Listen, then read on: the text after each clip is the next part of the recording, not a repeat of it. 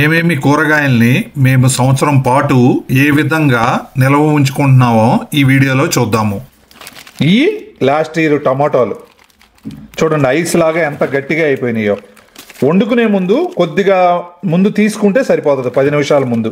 ఏమో పండు టమాటాలు, ఏమో మనం అప్పుడప్పుడు పచ్చళ్ళు చేసుకోవడానికి కొంచెం దూరగా ఉన్న టమాటాలు.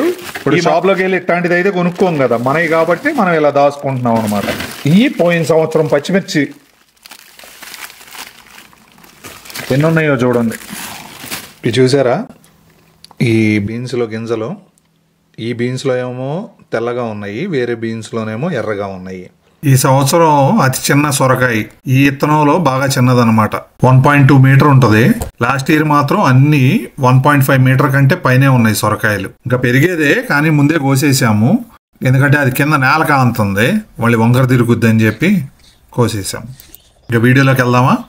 హలో అండి, వెల్కమ్ టు మై ఛానల్ ఆస్ట్రేలియాలో తెలుగు అబ్బాయి. మేము కూరగాయల్ని ఎలా ఫ్రోజన్ చేస్తామో చూపిస్తాం. ముందుగా చూడండి, బీన్స్ కట్ చేస్తున్నాము. ఈ బీన్స్ ఎలా కట్ చేయాలంటే మళ్ళీ మనం కూర వండుకోవటానికి వీలుగా కట్ చేసుకోవాలి. అంతేగాని పెద్ద కాయలు అలాగే ఉంచేసామనుకోండి, ఫ్రోజన్ అయినాక అవి కట్ చేయటం చాలా కష్టం. ఇప్పుడు ఇది అనుకోండి, ఫ్రోజన్ అయిపోయిన తర్వాత తీసి కడుక్కుని కూరలో వేసేసుకోవటమే. మనం కట్ చేసేటప్పుడే చూసుకుని అంతే సైజు కట్ చేసుకోవాలి. ఇప్పుడు ఇలా కట్ చేసి పెట్టుకున్నాయి 4 నెలల వరకు వస్తాయి మాకు. వాడుకున్న మట్టుకు ఇప్పుడు వండేసుకుంటాం ఫ్రెష్గా కర్రీ. మిగిలింది ఫ్రోజన్ చేసేసుకుని ఇలా కవర్లో, జిప్ లాక్ కవర్స్ అనమాట, ఇలా కవర్స్లో పెట్టేసి ఫ్రీజర్లో పెట్టేసుకుంటాం. చూడండి, ఇట్లా శుభ్రం చేసుకుని నీట్గా కట్ చేసేసుకున్న తర్వాత సరాసరి కవర్లో వేసేసుకోవటమే. ఇప్పుడైతే కడగాల్సిన పని లేదు. ఫ్రోజన్ అయ్యి కూర వండుకునేటప్పుడు అప్పుడు కడుక్కోవచ్చు.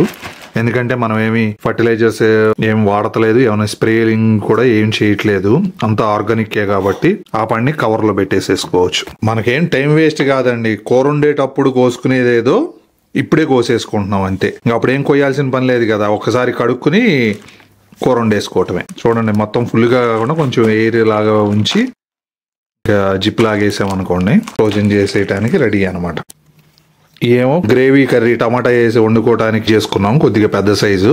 ఏమో చిన్నగా అనమాట, ఫ్రై వండుకోవడానికి వీలుగా. అన్ని ఒకేలా కోయొచ్చు కానీ వేరు వేరు కూరలు వండుకోవచ్చు కదా, ఒకటేమో ఫ్రై, ఒకటేమో గ్రేవీ కూర. ఇది చూసారా, ఈ బీన్స్ లో ఏమో తెల్లగా ఉన్నాయి, వేరే బీన్స్ లోనేమో ఎర్రగా ఉన్నాయి. కవర్లో వేసేసి ఫ్రీజర్ లో పెట్టేస్తాం. అయిన తర్వాత ఎయిర్ తీసేసుకుని దాంట్లో ఇట్లా టైట్గా ఇంకా జిప్ లాక్ కవర్ వేసేయటం. చూడండి, రెండిటి సైజు, ఇదేమో పెద్దగా కట్ చేసాము, ఇదేమో చాలా చిన్నగా ఫ్రై చేసుకోవడానికి అనమాట. ఇప్పుడు నెక్స్ట్ సొరకాయలండి. సొరకాయలు కూడా కట్ చేసి ఫ్రోజన్ చేస్తాం, ఎలాగో చూపిస్తాం మీకు.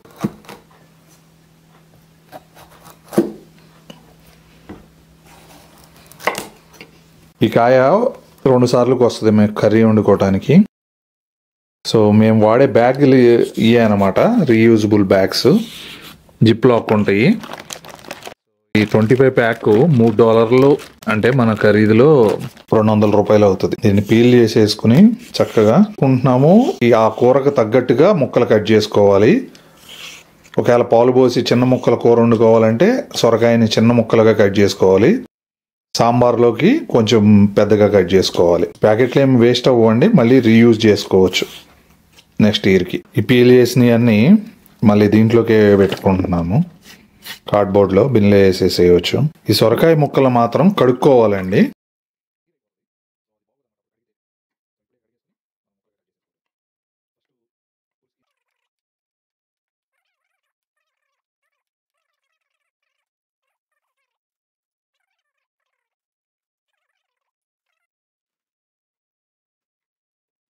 ఎయిర్ కొంచెం బయటికి తీసేసుకుని జిప్ వేసేసుకోవటమే.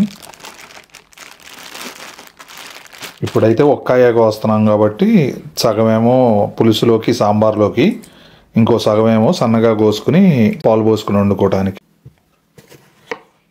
ఇండియాలో ఉన్న మీకు అయితే అనిపించుద్ది ఏంటి సొరకాయని కూడా దాచుకుంటున్నారు, కానీ మాకు మాత్రం ఇదే చాలా గొప్ప అన్నమాట. దొరుకుతాయి కానీ ఇంకా అంత బాగోపోయి. ఒకవేళ సిడ్నీ కానీ మెల్బోర్న్ కానీ అలాంటి ప్లేసుల్లో అయితే కొంచెం ఫ్రెష్ గానే దొరుకుతాయి. మేము కొద్దిగా కంట్రీ సైడ్ రీజనల్లో ఉంటాం కదా, ఎప్పుడు కావస్తే అప్పుడు తినాలంటే అవ్వదు.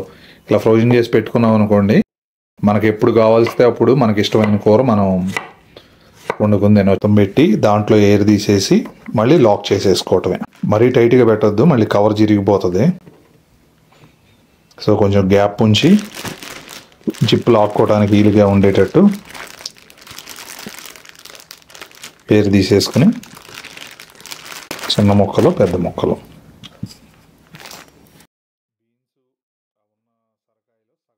ఈ యాపిల్ కుకుంబర్ అండి, చెప్పానుగా తెల్లగా ఉంటాయి. తక్కువే ఉంటది.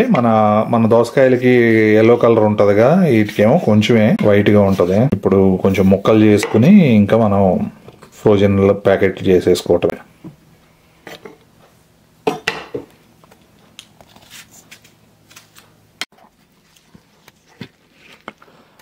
అన్నిటికీ తొక్కులు తీయటం అయిపోయిందండి. మళ్ళీ అవన్నీ కూడా ఈ కార్డ్బోర్డ్లో వేసేసుకుంటున్నాము. ఇప్పుడు ఇంకా దోసకాయల్ని కట్ చేసుకోవాలి. చూసారా ఎట్టుందో కాయ లోపల పప్పర్ పనసకాయ ఇత్తనాల్లాగా అట్లా అనిపిస్తున్నాయి గింజలు. ఇప్పుడు గింజలు మొత్తం తీసేసుకోవాలి. గింజలు ఉంటే మనం ఫ్రోజన్ చేస్తే బాగోదు, కొబ్బరి ముక్కలాగా ఉంటుందండి సేమ్.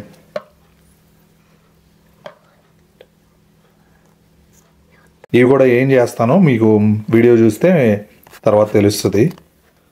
అవి ఇవి అన్ని యూటిలైజ్ చేసుకోవటమే, ఏది వేస్ట్ అయ్యేదైతే లేదు. ఇవి ఊరినే మగ్గిపోతాయి కాబట్టి కొద్దిగా పెద్దగానే కోసుకున్నాం అనుకోండి, మనం కూరకైనా లేకపోతే సాంబార్లోకైనా వాడుకోవచ్చు. అన్నీ సేమ్ యాజ్ టీజ్ కవర్లో వేసేసుకోవటమే. దోసకాయలకి మళ్ళీ చేదుగా ఉండవండి, యాపిల్ కుకుంబర్లో తీపిగానే ఉంటాయి. ఈ పచ్చళ్ళకైతే బాగా లసలస అయిపోతాయి అంట. సో మనం కూరకి సాంబార్లోకి అయితే వాడుకోవచ్చు. సేమ్ అదే రిపీట్ అండి. ఎయిర్ తీసేసేయాలి. ఒక ప్యాకెట్ ఫుల్గా అవ్వలేదు, హాఫ్ ప్యాకెట్ అయ్యింది, అయినా పర్లేదు. ఫైనల్గా టమాటాలకు వచ్చాము. ఇటుకైతే పైన తోలు తీయాల్సిన పని లేదు. సంవత్సరం చివరికి చూస్తే అసలు ఎన్ని వచ్చినాయో తెలుస్తాయి. కాకపోతే వీటిని కొద్దిగా ముందుగానే కడుక్కొని బాగా కట్ చేసుకోవాలి. స్ట్రైట్ గా టమాటాలే కట్ చేసుకుని మనకు కావాల్సిన సైజులో గడ్డగట్టిపోతుంది, మొత్తం ఐస్ గడ్డలాగానే అయిపోతాయి.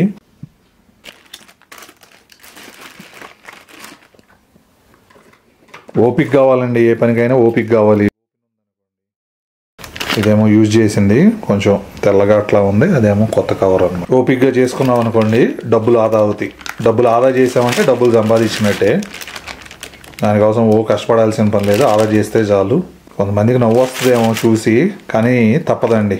మన కూరగాయలు మనమే తింటున్నాం అనే ఆనందం అంతే. ఈ వీడియో చూసేవాళ్ళు ఎవరైనా ఇలా చేస్తుంటే కనుక కామెంట్ చేయండి, నేను కూడా హ్యాపీగా ఫీల్ అవుతాను. నాలాగా కూడా ఇంకా అని చెప్పి, లేకపోతే నేనే చేస్తున్నానేమో అని నాకు అనిపిస్తుంది. అంటే ఇబ్బందిగా ఉందన్నమాట. నవ్వుతారా ఏంటి అసలు ఇలా చేస్తున్నందుకు అని. ఒక ప్యాకెట్ అయితే ఫుల్ అయిపోతుంది, కొంచెం గ్యాప్ ఉంచే చేయాలి. ఎట్లయితే అయిపోయిందండి టమాటాలు కోయటం అన్నీ. 2.5 ప్యాకెట్లు అయినాయి. ఫైనల్గా ఏమో పీల్ చేసిన తొక్కులు, ఏమో టమాటాలు కట్ చేసి ఇంకా ఆ నీళ్లు అనమాట, ఏమో దోసకాయలు కోసి ఆ గింజలు తీసినాయి. అసలు ఒక్కొక్క ప్యాకెట్ సుమారుగా ఎంత వెయిట్ వస్తుందో చూద్దాం. ముందుగా టమాటా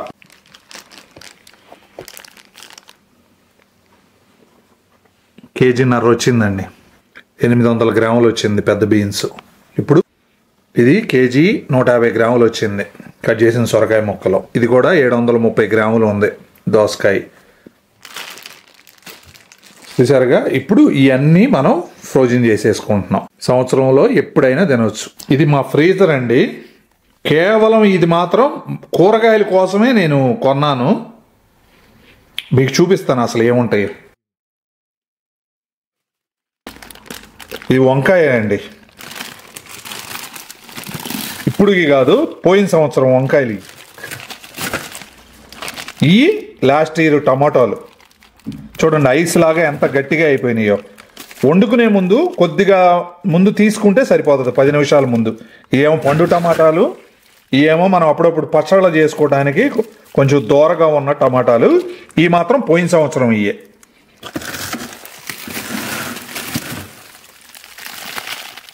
ఈ లాస్ట్ ఇయర్ బీన్స్ అండి. ఈ పోయిన సంవత్సరం పచ్చిమిర్చి ఎన్ని ఉన్నాయో చూడండి. ఈ పోయిన సంవత్సరం సొరకాయ ముక్కలు. ఈ సంవత్సరం అయితే కాదండి, ఎందుకంటే ఈ సంవత్సరం మనకు అసలు ఇన్ని పచ్చిమిరపకాయలే కాయలేదు, అన్ని చెట్లు కూడా పెట్టలేదు. చూడండి 3 ప్యాకెట్లు ఉన్నాయి, కింద కూడా ఉంది ఇంకోటి.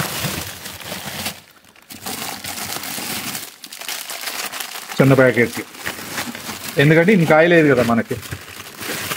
ఇప్పుడు షాప్లోకి వెళ్ళి ఇట్లాంటిది అయితే కొనుక్కోం కదా, మనవి కాబట్టి మనం ఇలా దాచుకుంటున్నాం అనమాట. ఇది చూడండి పచ్చిమిర్చిలు ఎన్ని ఉన్నాయో. పోయినసారి అన్ని పెట్టాను నేను మొక్కలు. ఇంకేమున్నాయి ఆ కింద ఇంకోటి సన్న వంకాయ, ఇది కూడా పోయిన సంవత్సరం ఉంది. సేమ్ క్యాప్సికమ్ కూడా ఉండాలి. లాస్ట్ టైము క్యాప్సికమ్ పెట్టాము, ఇది పచ్చి టమాటానే. ఇదిగోండి లాస్ట్ టైం క్యాప్సికమ్ కూడా మాకు అన్ని కాసినాయి, అన్ని ఫ్రోజన్ చేసేసాం ఇప్పుడు చేసినాయి. ఇవి కూడా చూసుకుని పెట్టుకున్నాం అనుకోండి ఒక సైడ్కి, మనం అప్పుడు అదొకటి తీసుకోవచ్చు, అన్నీ తీయకుండా సరిపోతుంది. అట్లాగే బీన్స్ కూడా ఒకదాని మీద ఒకటి పెట్టేసుకోవచ్చు.